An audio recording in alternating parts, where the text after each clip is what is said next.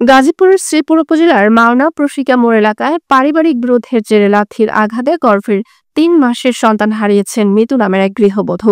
গাজীপুর থেকে সাগর আলীর ক্যামেরায় MH হৃদয় খানের রিপোর্টে বিস্তারিত।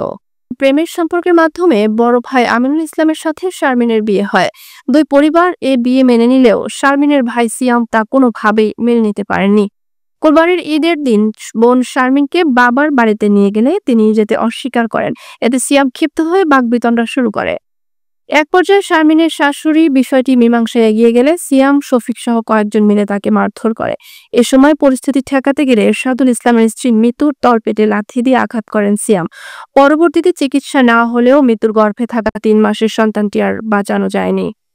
আহত মিতু জানান, আমি গর্ভবতী ছিলাম, সেটা জেনেও তারা আমাকে মারধর করেছে।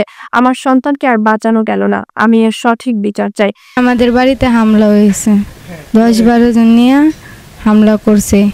আমার শাশুড়ি চুলের মধ্যে ধরে বাইরে নিছে, আমার পেটের মধ্যে লাথি মেরেছে। আমি ৪ মাসের গর্ভবতী সিয়াম আর শফিক। তাই আমার বাচ্চা আমি সঠিক বিচার পাইতেছি না। ঘটনার পর ঈদের দিনই মিতুর শ্বশুর তোতা মিয়া বাদী হয়ে সিয়াম, শফিক সহ 3 জনের নাম উল্লেখ করে ও অজ্ঞাত আরো 4-5 জনকে আসামি করে শ্রীপুর মডেল থানায় লিখিত অভিযোগ দায়ের করেন। পরদিন শ্রীপুর মডেল থানার উপপরিদর্শক ARM শাফাত ওসমান ঘটনাস্থলে গিয়ে সিয়ামের বাড়ি থেকে একটি ধারালো অস্ত্র ও চাইনিজ কুড়াল উদ্ধার করেন। এ বিষয়ে এরশাদুল ইসলামের পিতা তোতা মিয়া বলেন, আমার ছেলের বউয়ের গর্ভের সন্তানটাকে এভাবে মেরে ফেলেছে, আমি এর ন্যায় বিচার চাই। এরশাদুল ইসলাম জানান, আমার স্ত্রী এখন অসুস্থ। যারা এমন নিষ্ঠুর ঘটনা ঘটিয়েছে তাদের দৃষ্টান্তমূলক শাস্তি হওয়া উচিত। আগে থেকে অনেকদিন ধরে বিরোধ চলতেছে।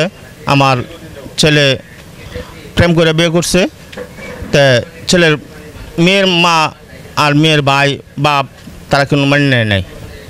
না মানে নেওয়ার পর অনেক দিন ধরে বিরোধ চলতেছে। শেষ পর্যায়ে ঈদের দিন রাত্রে তারা অনেকগুলো পোলাপান লইয়া 27 জন পোলাপান নিয়ে আসা আমার বাড়িতে হামলা দেয়। আমরা বাড়িতে কেউ আসছিলাম না।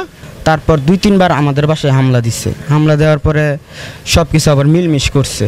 ঈদের দিন অনুমানিক রাত 8টার দিকে এখানে 10-12 জন পোলাপান নিয়ে আসা হামলা দিচ্ছে। আমরা কেউ বাসায় নাই।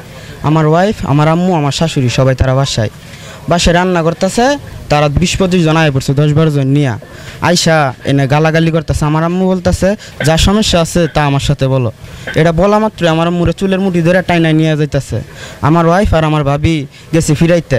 আমার বউরে 3 মাসের গর্ভবতী, তার পেটে লাথি মারছে সিয়াম। নিয়ে যখন তখন ভর্তি করছি। ভর্তি করার পরে 4 দিন ওইখানে রাখছি।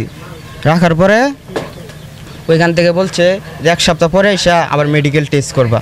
মেডিকেল টেস্টের লেগে গেছি। ওইখান থেকে বলতেছে বাচ্চা নষ্ট হয়ে গেছে, ময়মনসিংহ হাসপাতালে নিয়ে যাইতে। ময়মনসিংহ যাওয়ার পরে আমরা 10-12 দিন থাকছি, পুলিশ কাস্টডিতে ছিলাম। বাড়ির মালিক জানান, ঘটনার দিন আমি ছিলাম গরু নিয়ে ব্যস্ত, তাই কিছু দেখিনি। তবে খবর পেয়ে দ্রুত বাসায় এসে দেখি মৃত্যুর তলপেটে লাথি মারা হয়েছে। মৃত্যু আর তার শাশুড়ি আহত হয়েছেন এবং তাদের হাসপাতালে পাঠায়। এটা খুবই অমানবিক। 2 জনে মেয়েটারে হ্যাঁচড়াইতেছে তাকে বাসায় নেওয়ার জন্য। মেয়ে তাদের বাসায় যাইতে রাজি না, বুঝছেন। তারপরে মেয়ে তাদের বাসায় যাইতে রাজি না। পরে আমি বললাম যে তুই কই যাবে, তুই তাহলে আমার লোক বাসায় আগে। পরে বাসায় আনছি, অসুস্থ মানে হয়ে গেছে গা, মারছে তো অনেক। পরে মাথায় এনে পানি টানি দিছি।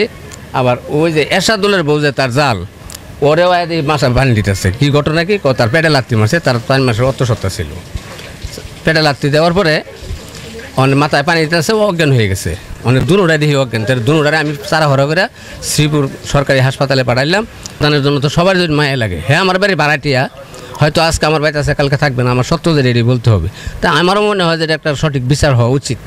এদিকে এমন নৃশংস ঘটনার পরও আসামিরা প্রকাশ্যে ঘুরে বেড়াচ্ছে বলে স্থানীয়দের মধ্যে ক্ষোভ বিরাজ করছে। তারা এই ঘটনার সুষ্ঠু তদন্ত, দ্রুত বিচার দাবি করেছেন। আমরা সবাই চাই, কারণ যেই জঘন্যতম অন্যায় হয়েছে এই মেয়েটার প্রতি অভিযোগ হয়েছে। রাত্রেবেলা অটোমেটিকায় হামলা করছে, আতঙ্কিকভাবে হামলা করছে। রাত্রিরায়া এই পেটে লাথি মারছে। 4 বছর গর্ভবতী মেয়ে পেটে লাথি দিচ্ছে। পরে বাচ্চারা মেডিকেল গিয়ে মারা গেছে। সেই হিসেবে আমরা চাইছিলাম যে এটা দেখি কী করা যায়। যখন বাচ্চা মারা গেছে তখন তো আমাদের কিছু করার নাই, অন্ত মারার কেস চাই, 100 বার বিচার চাই। শ্রীপুর মডেল থানার ভারপ্রাপ্ত কর্মকর্তা আব্দুল বারিক বলেন, আমরা অভিযোগ পেয়েছি, বিষয়টি তদন্ত করে দোষীদের বিরুদ্ধে প্রয়োজনীয় আইনানুগ ব্যবস্থা নেওয়া হবে।